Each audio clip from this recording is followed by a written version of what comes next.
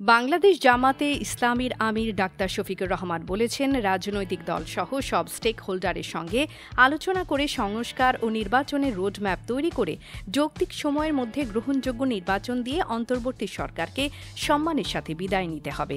শুক্রবার খুলনা মহানগর ও জেলা জামায়াত আয়োজিত রুকন সম্মেলনে প্রধান অতিথির বক্তব্যে এসব কথা বলেন তিনি।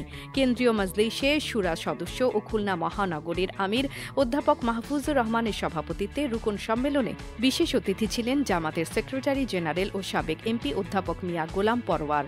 উদ্বোধনী বক্তব্য দেন জামাতের কেন্দ্রীয় মজলিসে শুরা সদস্য ও খুলনা জেলা আমির মাওলানা মোহাম্মদ ইমরান হুসাইন।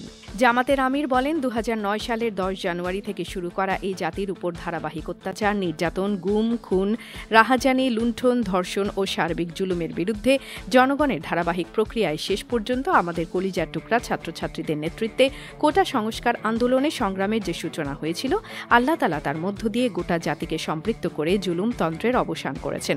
এই জুলুম থেকে আমরা কেউ মুক্ত ছিলাম না। এই রাষ্ট্রের কোনো নাগরিকই তাদের লুটপাট ও জুলুমের বাইরে ছিল না।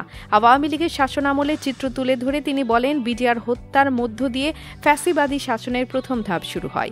এরপর জামাতের উপর স্টিম রোলার চালানো হয়। পর্যায়ক্রমে জামাতের শীর্ষ নেতাদের ফাঁসি দিয়ে অথবা কারাগারে রেখে হত্যার মধ্য দিয়ে শেষ পর্যন্ত জামাতকে নিশ্চিহ্ন করার অপচেষ্টা চালানো হয়।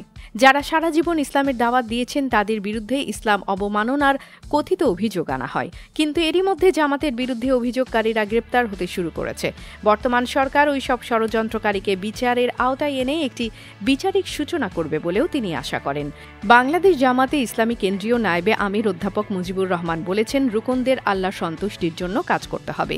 নিজেকে পরিবার ও সমাজের উত্তম মানুষ হিসেবে উপস্থাপন করতে হবে। মন্দের জবাব ভালো দিয়ে দিতে হবে। হক আদায় করতে প্রতিনিয়ত কোরআন, হাদিস ও ইসলামী সাহিত্য পড়তে হবে। রুকনদের দানের হাতকে প্রসারিত করতে হবে। তিনি বলেন, ছাত্র জনতার অভ্যুত্থানের পরে দেশের মানুষের মধ্যে শোষণহীন সমৃদ্ধ একটি দেশ প্রাপ্তির আকাঙ্ক্ষা তৈরি হয়েছে। তাই যৌক্তিক সময়ের মধ্যে প্রয়োজনীয় সংস্কার করে নির্বাচিত প্রতিনিধির কাছে ক্ষমতা হস্তান্তর করতে হবে। মুক্তি টিভি নিউজ ডেস্ক। আপনারা দেখছেন আমেরিকা থেকে সম্প্রচারিত মুক্তি টিভি।